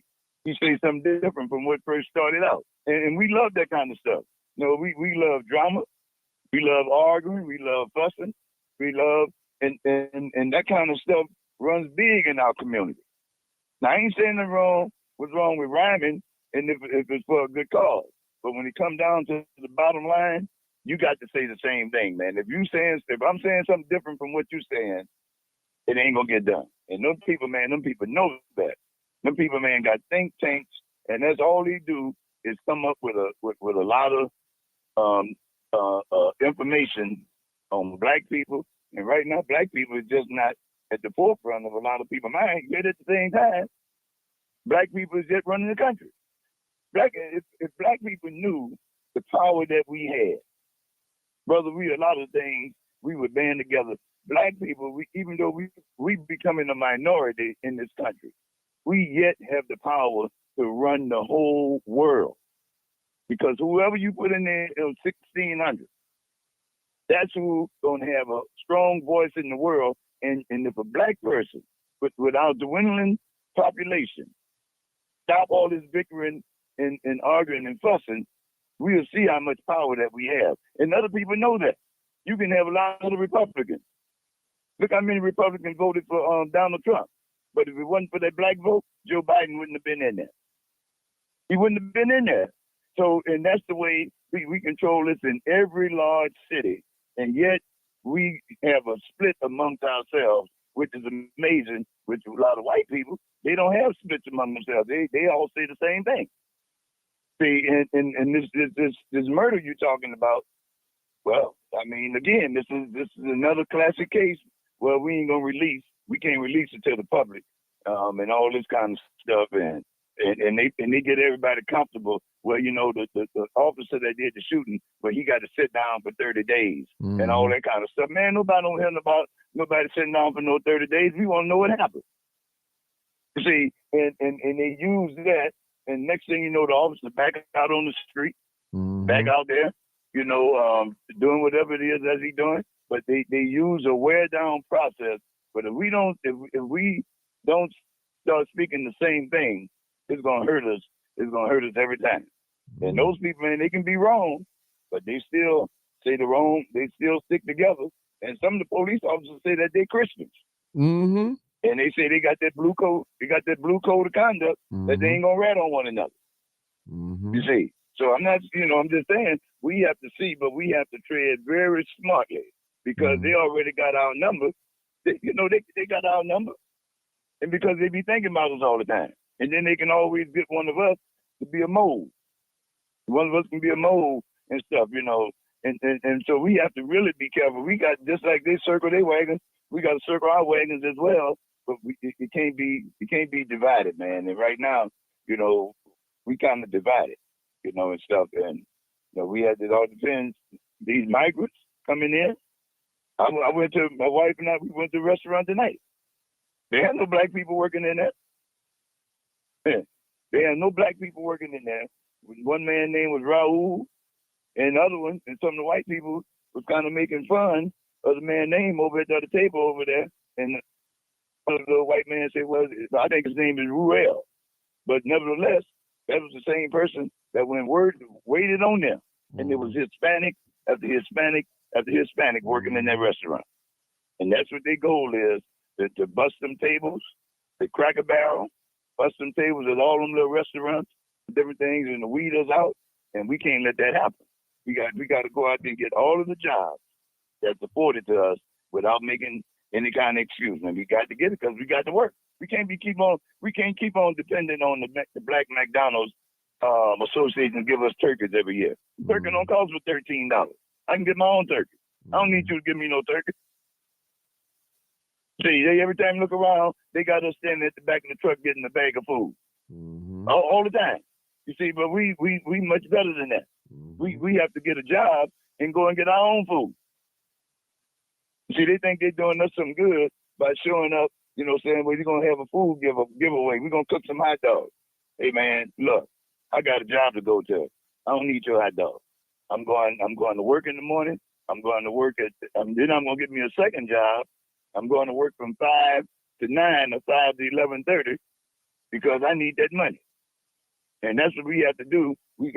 I used to work with people. We worked second shift, and man, them people worked 14 hours a day and still went over in Lake Forest and did what they had to do and was back at work at 3:30 that next day, every day. Mm-hmm. We had to work, man, and we can't let these people, man, hoodwink us, man. We can't keep on talking about some, well, man, I ain't working no weekend. You know, man, the weekend, man, that's my time. I hear a lot of that. I hear a lot of that from black people. They ain't gonna work on the weekend, man. I hear a lot of that, man. Yeah, keep on saying that. Yeah. I'm telling you. Yep, weekend not working out. Because I know with old timer, remember something. I remember when I was a child, right? Remember when TV had respect? TV went off at like midnight and it wasn't nothing to watch. They just played the Star Spangled Banner, whatever it was. Yeah. There you go. They played the Star Spangled Banner, and then you wasn't seeing nothing else on TV till 6 in the morning. That's it. Every night. That's it. That's it. The kids was in bed at 9. Y'all watch the news from 10 to 10:30. Everybody in the whole house was asleep by 11 because, you know, Daddy probably got them some doggone googie between 10:30 and 11. Yeah. And everybody was asleep. Let me say something, you know what I'm saying? I got to talk. Sarge, let me talk. Let me just say this, old timer. I had this discussion today, and black people play the race card. This is what black people do. Black homeowners, you go get you a crackhead to work on your home. When he don't do a good job, you pay him one time, but don't come back. Now the first thing you scream, that's why I can't hire my own people because they won't do right. You won't go out there get a reputable company and pay. You get what you pay for. If you pay for shady results, that's what you're going to get, shady results. You go with a reputable company. If something go wrong, you can go back to the company. Hey, I need y'all to come back out here and refix this roof or redo this floor or redo this motor. So you get that. I see a lot of black people, especially landlords, property owners, cut corners. Go get the little, what you call them, a little help, little maintenance man, whatever. Do a little repairs and the job get half done. Then you want to scream, I can't trust my own to do right. No, you don't want to pay nothing. There's no excuse, I would say. I'm going to go back to cutting grass. I had this conversation with a friend of mine today. He might be listening. I don't know. He was telling me how well Hispanics cut grass. I said, black people can cut their own grass. Blacks can cut grass too. You know, you just got to pay them. Right. You just got to pay them. You can't listen, I'm in sales. And when I was telling, man, first thing, oh, bro, come on, man, give me this. You can have something brand new. I remember I was selling some CDs, old timer, brand new. I had a nice connection where I can get them wrapped up and everything. They was wrapped brand new. There was an older gentleman came at my table and said, man, where you get this? You got a machine gun at home and wrap it up. And I said, I said, you can't believe a black man got all this nice looking brand new CDs out here like that. Cause I know something wrong with you. Can't believe it. You think it's a scam to it. I know it. That's what I told him. You know, every black person is not a shyster or trying to get some out of you or, you know, talk you out of your merchandise. So what I'm saying, and my point is, don't go complain about black people lazy and they don't want to work. You pay them right. You find the right person for the right job. You may have to go through 10 of them in order to get the right one. Like old timer said, you have to find that black person that's hungry, that don't mind working the weekends to feed his family. That's why a lot of companies, they hire married men because they know if you got a family, you got to come to work. They know that. They know that. That's why they ask you if you're married, you're single or something. They know. Most married men got to come home. You got to bring some money home. They know that they can depend on you. They'll choose a married man over a single man to work. Period. See, they ask you little questions. What schedule you would like to work? Are you open for weekends? Or are you open for holidays? Are you open for this shift, or that shift? That's what they ask you for. And those are determining factors. Also your race too, because if you got a company, they'll say, well, we're going to hire 80% black, 80% white, 10% black, 10% others. And they have numbers, and they're going to fulfill them numbers. This is what they do. Everything is based on race, so they can control the numbers.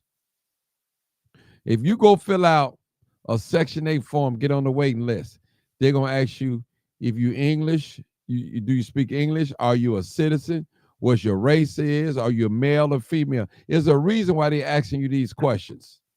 They even ask you if you're homeless. Go fill it out, getting on the waiting list, a CHA waiting list. And they're going to ask you all these questions. Even when you go for a mortgage, they're going to ask you a lot of these questions, same questions. There's a reason. Race does matter. Race plays in everything. I know y'all don't believe that. Trust me. You don't believe. Listen, this thing is so controlled. Listen to this, people. If you go, you can go in certain areas, and I think Old Timer can agree with me. You can tell where the 700 credit score and better people live, and the people that's got lower than 700, where they live at. You can tell. There's a difference.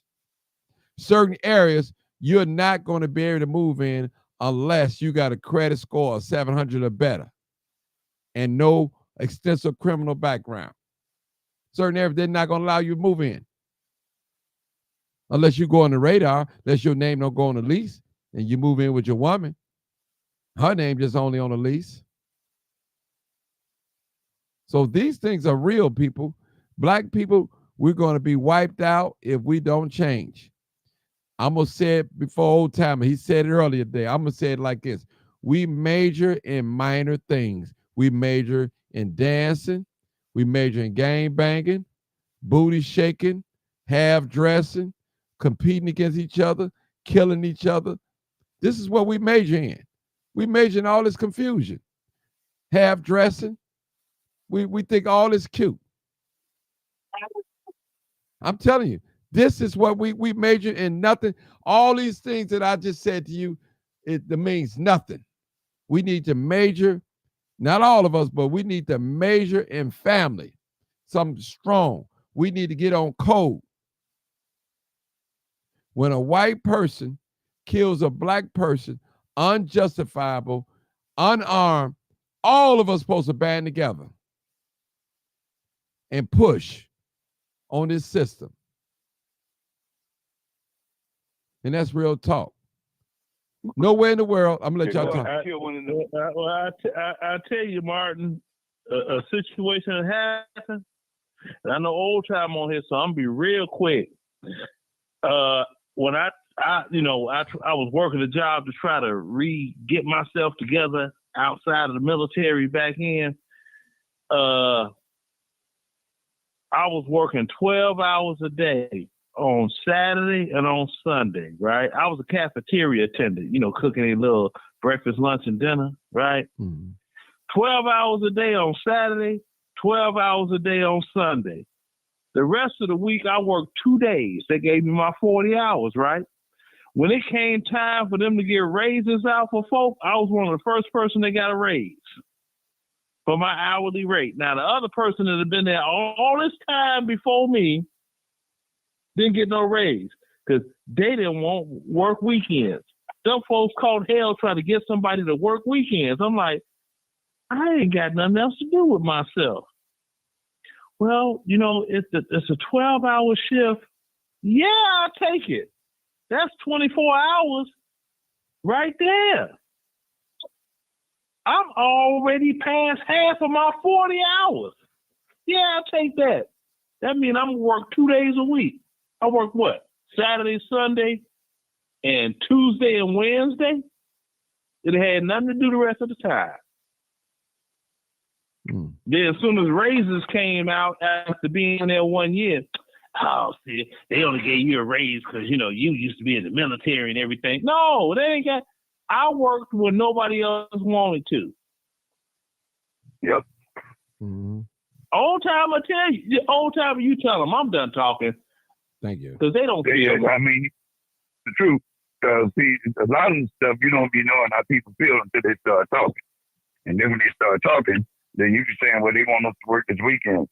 And they'll say, man, I ain't working on Saturday. I ain't working. Now, I work a little bit overtime, but I ain't working on no Saturday. Now, that's my time. But we consistently say that. But telling the truth. But, like I said, the people already got us, they're thinking. They already know kind of like we going to say. And that other part he said about the neighborhood with the schools. Man, we don't even talk about that stuff, Martin. I mean, you bringing it out now. But you can sit down for hours a day. You're gonna get that from some upper class blacks. Yeah, you're gonna have that. Some people that's in the AKA, the Divine what Nine. you call those Divine fraternity. Nine. Yeah, the fraternity. Yeah. You gonna get it from them. When you start getting around your common people, you're not gonna get it. But I tell you what you're gonna get from the white people. The white people that just graduated from high school, you're going to be sitting there talking. They're going to throw up some numbers right away as soon as you get done talking, you're going to be able to, they already figured out those numbers are. They say, oh, that ain't but $680 a week. I said, man, he figured it out just that fast. And most of them, knowing about numbers. Most of them know how to add and subtract right up in their head, right in front of your face. And you start knowing what you got to compete with. See, and that's and it ain't gonna change. It's not gonna change. So they black people, it all depends what you want. And if you want to do better, you can do better. But if you don't want to do better, then you'll be down there with some I ain't gonna say lowball people, whatever you call those people, that's where you're gonna be at. And I'm not saying you ain't making it now. I'm not saying you ain't making it. But it's gonna be a struggle for a lot of people who don't push forward best foot, because they got another gear that you can go into, but it's gonna take you to give up something. And I found out, and just say if you didn't work that Saturday, you don't get up until 12 o'clock. Man, you just spent half of your day. You could have been at work, man, making money for 5 hours already. You sitting at home and spend half of your day in the bed. Then you could have been working, making overtime, still come home, have 12 hours of daylight, whatever what you got to do. We can't continue to go in this type of vein. But it's a hard subject, and a lot of times people don't want to hear it. But that's where you have a separation line between the middle class blacks and a lot of because I've been spending a lot of money lately. And if you don't have the money to spend, I'm not saying what I got. I'm just trying to say it's required. You're gonna have to need it. Start trying it from somewhere. Because I had Valentine's Day as the wife, as the daughter, got some other daughter. And I just got done, I gotta go to another function that costs $65 just for one dinner. All that kind of stuff, you got to come up with money, and if you don't have it, you just ain't gonna have it. But you need to have it because it's needful for you to live in this world, and you need as much money legally to live in this world possible. You got to have that flow coming in order for you to feel comfortable where you need to be at. Now that's just my take on it now. But that's just a good topic, but there ain't gonna be no easy one to follow because when you look at where you at and what you need, it's gonna be a continuous flow, but you can make it if you put your mind to it. If you put your mind to it, and people start taking us for granted People can start taking us for granted because they think that we don't want to work. They got the migrants going on. They talking about something we don't want to work. Mm-hmm. Migrants say y'all lazy. Yeah. I'm lazy. How they gonna call us lazy? No, but that's what's been put into their mind that the black people are lazy. The Japanese people say that we're lazy. The Chinese people say that we're lazy. Matter of fact, they're saying that we're the ones that's holding the United States back. They say we don't know how to read. Our children is not on a reading level like other people are. They contribute that all to black people. And I ain't talking about upper class blacks now. Mm-hmm. The regular blacks. They think that black people, man, is just going along for the ride and not really contributing to the United States upbuild. They think they'll be a liability instead of an asset. You got to really get rid of that stigma. Yeah, but they put. But hold on. But let me see. But let me say this, Old Timer and Sarge, and the lady that's on here, Sharice. They spend billions of dollars campaigning on us, on our demise, putting the stereotype out there. And you always hear me say, you and Sarge don't like me talking like, but I got to tell the truth.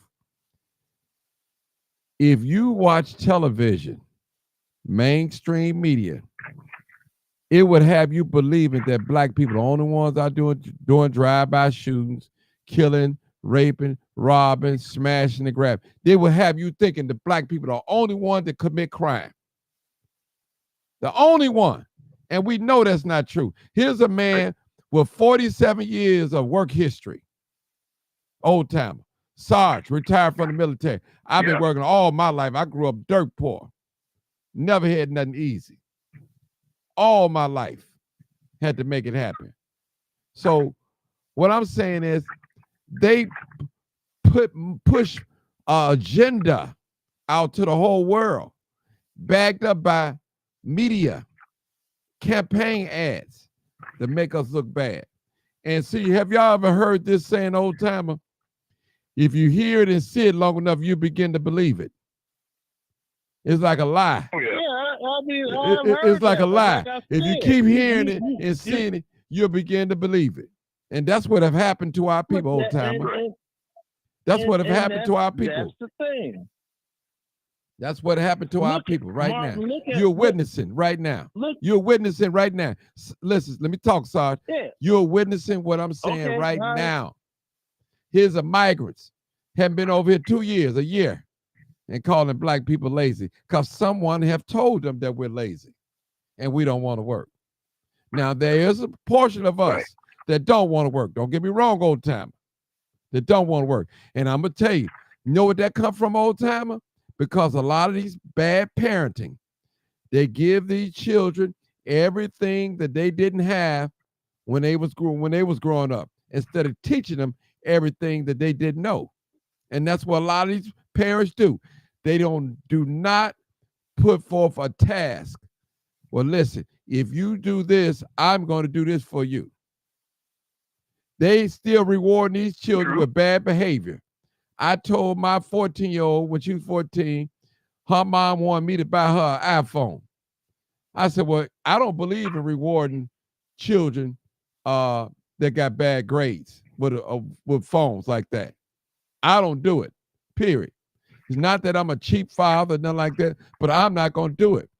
I told my daughter, when you get your grades, and don't bring me no failing grades, you show me, then we're going to get your cell phone. And when she got them grades up, she showed me, and we went and got her phone. So I'm not rewarding negative behavior. My duty as a parent is to make sure you have basic necessity. You have a place to lay your head, you got clothes on your back, and you can eat. That's it. I don't have to give you no cell phone. Right. I don't have to buy you brand new clothes every time gym shoes come out. I don't have to buy that. I give you the bare minimum of what you need. And that's period. That's how I get down. That's how I parent. Right. I'm not giving these little Go ahead. Mm-hmm. No, I'm saying my son, I ain't never bought my son a pair of Jordans. Mm-hmm. He played football, basketball, and baseball when he was in high school for all 4 years. I ain't never bought him no pair of Jordans. Mm. And my daughters, all of them ran track, played basketball, football, not volleyball, baseball, softball. They never had no high-priced tennis shoes. They just had regular. They had good shoes because they went no way out of the way high price. Because I had some, but you know, it wasn't that I had a big old pair of Jordans sitting up here in the house again. So mine ain't never had. Mm-hmm. So my personal opinion, I think they need a little track phone for you to so they can graduate up to the iPhone or whatever. But when you start them off on the top, that's all they gonna want. Mm-hmm. Mm-hmm. That's true. Because I tell you, old timer. Now, hell, when I started out wanting to be a DJ back in the day, my doggone first pair of turntables I owned, they was from Service Merchandise. I know you remember them. Yep, Service Merchandise, that's right. Service Merchandise. Them turntables was $69.95 each. I didn't start on them super duper expensive turntables like the ones I got now. The ones I got now, I can sell them things for $1,000 a piece used as is. But I didn't start on them. I started out on them doggone $69.95 turntables right there. And what I listened to my music on was on something called Sound Design. Mm-hmm. And you know that was doggone, that was cheaper than Zenith. I want to say this too. I be telling these folks, y'all doing too much for y'all kids. Yeah. Y'all getting them, y'all buying them Lear jets. Mm-hmm. And they can't even flap their wings. I want to say this too, Sarge. When I'm at the flea market, I see little Spanish families, all of them working together, selling their used junk, some new stuff, and they learning how to do sales, you know. And I look at our young people, they look at, some of them don't want to go to work. Not all of them now. I'm not saying all of them. Some of our young people don't want to work. They want to rely on their parents only. They claim that they want money, but you don't want to work. You want that fast money. And it shouldn't be like that. And I believe in young people should work and earn their own money. I remember one time my son was working with me, and I asked my son, was he hungry? He said, no. Then I turned around and asked him again. I said, I'm paying for it. Then he said he hungry. He didn't want to spend his money, but he wanted to spend my money. So, and that's how a lot of these young people are out here. They don't want to spend their little money, but they want to spend their parents' money. They banking on their parents' check to buy these things. And listen, why would you go out as a parent and go out and buy $100 video game or download $100 video game and your child got all failing grades? And the only reason why a lot of you parents do that, because you entertaining company and you want them to be quiet, and the best thing to keep them quiet is the video game or cell phone or a tablet. And like I said, that have become the new babysitter. Even a little baby in the stroller wants a little phone, be playing, don't know what to do, just be playing with it. I see it. Parents, we have to be careful as parents, buying all these gadgets for our little small ones. It's not good. We have to make them earn some of these things. Now, as a parent, we all want our children to have the best of everything, but certain things they're going to have to learn how to earn. Because a lot of times you've bought them stuff and next week they put it down, don't even want it no more. Don't even want it. Why? Because there's no skin in the game. Oh, my mama buy me another one. Oh, you bought these Jordans, now the new one's out. I don't want to wear these to school. I ain't going to school unless I get some new Jordans. Here the children are giving the parents an ultimatum. If you don't buy me these Jordans, I'm not going to school. Some of these females, well, I wore that once already. I can't wear that again. Females don't wear things twice. Well, listen, young lady, you in high school, you got to do what you got to do. Long as you clean and you ain't stinking, your butt ain't out and all that, you good. But see, we have to go back to these old-fashioned principles, raising our young people, teaching them. Okay, it's your job to take out the garbage every day. At the end of the week, I'm going to give you $25 or whatever. You give them a task so they know how to work. You training them. Then not only that, matter of fact, I'm going to take you to the bank and I'm going to open up an account and show you how to put money in it. We're going to have a joint account. It starts at home, old timer. You know it. We have to teach money. I know it too, Martin. We have to teach it. Because if we don't do this, what we're going to have? We're going to have a bunch of thieves, carjackers, robbers, and all that. Can't fit in society. Can't fit in it. Take. Yeah, Martin, I tell you, when I was at the flea market selling them CDs, when my son was young and in grammar school, you know they had them candy bar sales, right? Right. He had them chocolate bars. He done wrote him a little sign up. Candy bars for sale for my school trip, $2.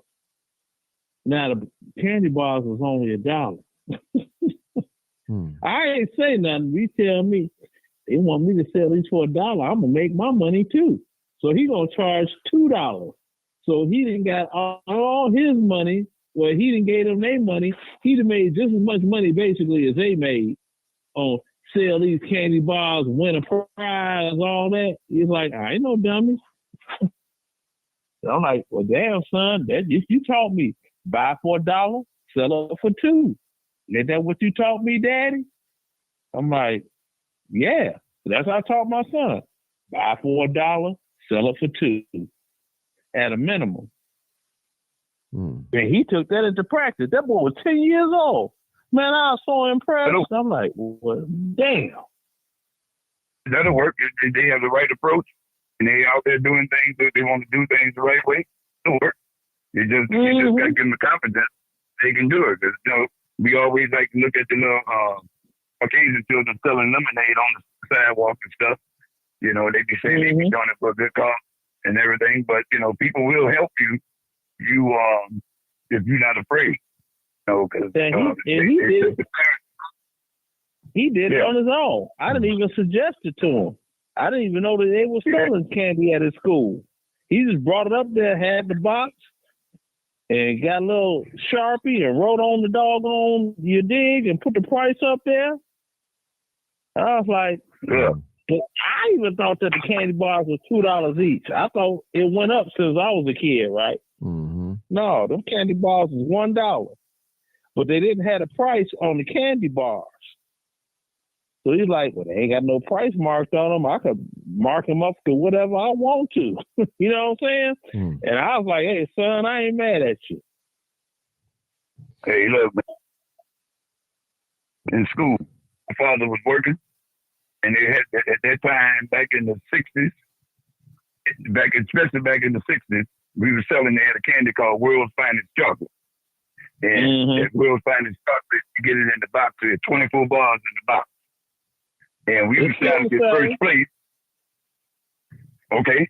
We were trying to get first place because first place, they had a walking dog with a radio on it. We wanted. Now, all the students in the school, everybody was selling their candy. We wound up selling more candy in our family than anybody else, and we got that first place. My father had showed me that would help us. Now, we had to do it too. He took the candy to work, and those people bought that candy, man, and we were so glad. So the father, he plays a big role in your confidence, and that you know that you can do anything. And we wind up selling that candy. We got a first place. So from it, not just 1 year, but more than 1 year. We started doing it, found out that we can do it. So the father, if he played the right role in the home, children be saying things like what I'm saying now. Now my son came to my retirement party at the job. Now his thing is what he told me. I didn't know what he was gonna say, but he told me, said you never stop. I said, what you say? He said you never stop. Said you got up every day and went to work. So I mean, I didn't pat myself on the back. He was watching. He was watching everything that I did. He didn't see me staying at home. So when he came over to my retirement thing, he said that you didn't stop. And he said I got up every day, went to work, and that included in the snow, in the sleet, or whatever it was. And came back home and shoveled snow too. So I mean, you know, there ain't no way you're gonna get around it. Black people ain't gonna get around it no kind of way. And these type of shows, it's because when these young people be telling me, they be trying to tell me stuff. I say, hey man, look, I've been in the street. I used to go down to Greenback. I used to go on to the High Chaparral. I used to go to way back to High Chaparral. Damn, I ain't heard that name in a long time. No, I got one that you ain't gonna agree with. We used to go to the one on West Hastings or the Golden Fork. Golden Fork, brother, that was not for the faint at heart. So when you came out the Golden Fork, on West Hastings, all of the pimps and they cars lined up on the sidewalk, not in the street, on the sidewalk with the women in front of each car. You came out when the door opened, when the club closed, down there on West Hastings. And I talked to Herb Kent. I said, hey, man. And Herb Kent told me, he said, man, let me tell you something. See, you was in a place where the police didn't even want to go over there. We used to run them streets in Chicago. So when these young people try to tell me, well, man, you know, I got to get mine, I said, brother, ain't going to work. I said, man, I've been out in the street, man. I know what's going on out there. But they don't think that you've been out there. They think what they doing, that they can try to tell you what to do. But I told them, I've been in the street already, man. I know what's out there in the street, bro. You ain't going to make it like that. They think they run behind their partner, you know, and try to tell you different.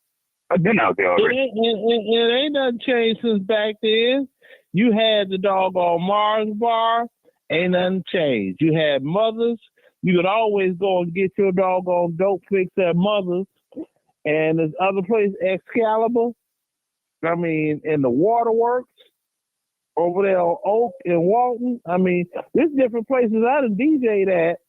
They paid me good, but I know what was going on. I wasn't taking part in that activity, but I know what was going on. See? Mm-hmm. Okay, Sarge. They can say what they want. We're going to hold it right there, people. We're going to hold it right there. It's been an hour and 52 minutes. I appreciate you guys being late tonight. And I appreciate it. I hope this discussion helps somebody. And as Old Timer said, we need places like this where we can talk and get on code and learn about each other's thinking. You know, see, the thing is, as individuals, a lot of us are doing great. Sarge is doing great. Old Timer's doing great. A lot of you out there doing great, doing well. But as a group, we're failing. As a group, we're failing. And we should be just like the beehive. The beehive. You attack one bee and the whole hive come after you. That should be in our nature. That should be in our nature. That's how we should operate.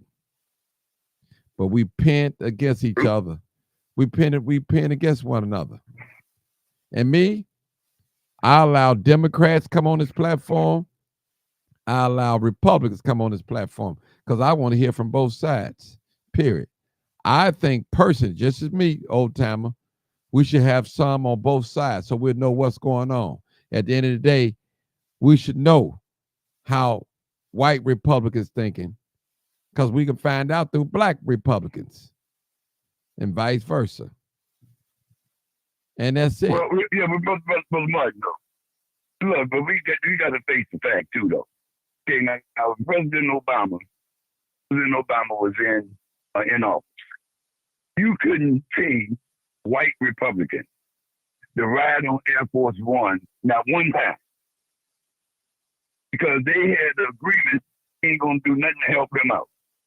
See, now you got black people turning around against Joe Biden. And they got some things that you should never forget. And if we keep on letting people divide us, I'm not saying the Democratic Party is going to give you everything. Well, as far as I know, I mean, I'm listening to you all tonight. I don't know if nobody's going to give anybody anything. Yeah, so really. You just got to go out there and learn how the system works and see. Now, if you want to be a Republican, as long as you're helping people, helping mankind, that's a good thing. We know these people here can say one thing. Now, they voted against their own bill here last week. Was supposed to be helping people.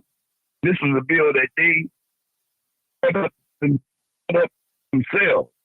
They had money in it, had everything they wanted in it, because Donald Trump told them not to vote with the Democrats. He wouldn't do it. See, and everybody feel comfortable about it. They still smarting over it. Smarting over it right now. Old They know timer, that they was wrong. can I say something? I want to just say something. I want you to keep this in your mind. I know you're an older guy. You've lived longer than me, got way more experience. But in the game of politics, there's no permanent enemies. They could be at each other's throat today, and tomorrow they'd be on one accord doing some things. That's how politics works. Yes, sir. That's the golden rule of politics. There's no permanent enemies. I don't care if you're a Democrat or a Republican, and they live by that rule. They live by that. No permanent enemies. Okay, we let y'all win this time, Democrats. It's our turn, Republicans. Now, it's Republicans' turn. Now we got to win on some policies. You know, that's how it works. That's just how, because no one man, only the president can really sign an executive order in and do things. But it takes both parties. We got 3 branches, and they all working together. Trust me, at the end of the day, both parties keep their foot on black people's necks. Yes, I believe we get more out of the Democrat Party than we out of the Republican Party, in a sense, a little tangible little things, I would say. I was at a meeting, and the young lady asked, we was a table full of Republicans downstate. She said, what is it that y'all could do for us? And they looked at each other. I'm talking about, these are politicians. These politicians are seated. They seated Republicans, and they couldn't really give an answer because they couldn't do anything. So black people, let me just say this. Black people, whoever you vote for, whatever party that you're standing with, demand something for your vote. That's all I'm going to tell you. If it's the Republican Party, if it's the Democratic Party, demand something for your vote. Don't be just happy just to be voting. Get something for your vote. You need a return. We the only people that vote just to be voting and don't get nothing out of it. These communities, these 77 communities in the city of Chicago, the ones that are white, they are prospering. The ones that are black, they're not doing well. Only time a black community start doing well is, I hate to say this, when it started being gentrified. When the white folks start bringing resources in. But then they start raising the property value up where you can't even stay there. And it's going to be like that. There's no old time. Do you know here in the state of Illinois that they can raise their rent? They can double the rent if they want to. And there's no law that can stop them from doing that. Right. That's setting the stage. That's setting the stage. Don't you know what you could do to people's lives like that? Here, you know, say, well, Martin get $4,000 a month. He pay $1,000 a month rent. Now it come next year, well, Martin, we're raising your rent up to $2,000. In order to live here, to qualify, you have to be making $8,000. They want you to make 3 or 4 times the amount of money what your rent is, at least 30%. So 30% of your earnings, yeah, got to cover that. So that's the overlay for the underplay. That's to push you out when they're ready. They have ways to push us out of these communities. These old landmark buildings, historical buildings. So both parties have some fault in it. Both of them does. I'm a registered Democrat. I have voted Republican. Voted Democrat just about all my life. I have voted for Republicans before, a couple of times. You know, I'm not ashamed. I'm not gonna get on here and hypocrite. But I don't just want to jump out to what they say, jump out of skillet and jump into a frying pan. We got to get something for our vote. We need a tangible. We need you to say this. We don't need to say minority. We need to say blacks. This is what we're going to do. If you can say LGBTQ, if you can say Asian, if you can say Ukrainians, you can say the word black. Foundation of Black Americans. If you can say the word immigrants, you can say the word black. No politician that I know of that's living right now that stand up and say, hey, I'm proud to be black, or I love to be black. They don't say it. They get to saying black, then they add brown to it. Black and brown. Black. I never hear Brown talking about adding black to it. I never hear him say that. I never hear it, old timer, on the Republican side or either on the Democrat side. I don't hear it. They don't want us to eat, old timer. They're gonna let a few of us eat. They're gonna let a few of us eat and do well, but a mass of us will be left behind if it's left up to them. All right, I got to get out of here, people. I appreciate you guys talking to me. Talking tonight, calling in.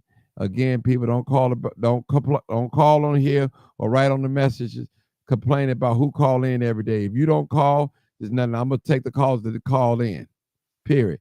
And if you don't vote, you don't have a right to complain. Am I right, old timer? If you don't vote, you shouldn't say you don't have no right to complain. You out the process. Period. That's it. Period. Regardless if you're a Democrat or Republican. If you don't vote, you shouldn't be talking about a political process, period. All right, all right, gentlemen, I got to get out of here. Peace out. Appreciate you guys. You already know what it is. You already know what it is. Right. Live, take it uncut, easy, take it easy. unedited. Tell the truth. And what? And shame the devil. I Tell love the truth. being black. And shame the devil. I love being Tell black. the truth. Tell the truth. Tell the truth. And shame the devil. And my skills, Sarge. Peace out, y'all.